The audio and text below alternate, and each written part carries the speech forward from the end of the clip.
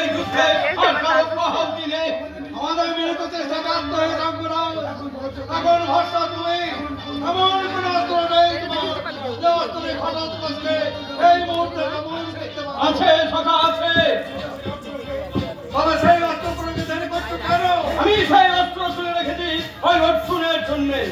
কিন্তু ভগবানের হাতে যদি আমরা আজই বন্দী হই তখন অর্জুনকে বধ করবে তুমি কি করে? আচার্য গণ কোথায় গেলেন? পুত্র যেন আমার সম্মুখে কখনো না আসে। গুরুপতি তুমি অভিমান ত্যাগ করো, গুরুপতি অভিমান ত্যাগ করো, তুমি গুরুকুলকে রক্ষা করো। ওই অস্ত্র তার ওই অস্ত্র তুমি প্রয়োগ করো যেন ভগবান আজকে নিহত হয়। আমি তোমার কাছে ভিক্ষা ভিক্ষা তোমার কাছে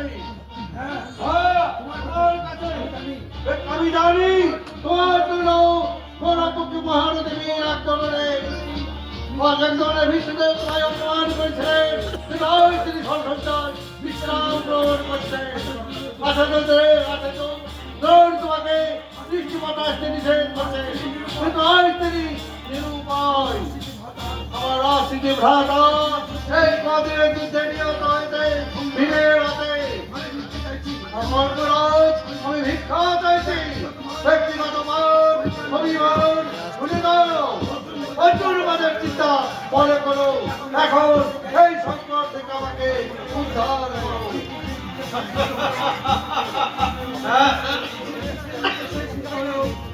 শ্রীকৃষ্ণের ইচ্ছায় সিদ্ধ হলো কুরুপতি।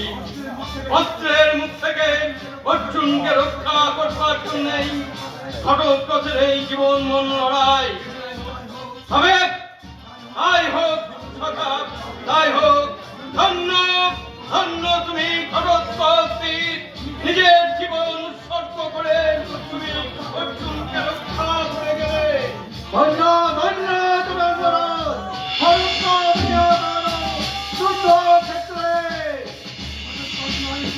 না না না, ঘটোৎকচ নয় কুরুপতি, ঘটোৎকচ নয়। এই কর্মে শ্রীকৃষ্ণের চাতুরিতে বিভক্ত মঞ্চে কর্ণের পরাজয় ঘটল ওই তৃতীয় পাণ্ডব অর্জুনের হাতে। কুরুপতি কর্ণ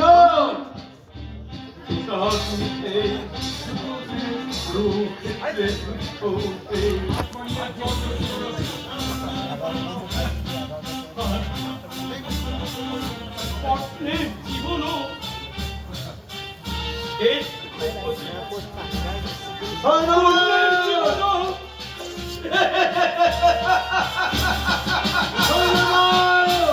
যুদ্ধে শান্ত হয় না, এইবার ধর্ম তুমি আদালতে এবার তেমন করে আমরা যুধিষ্ঠিরকে বন্দী করা যায়।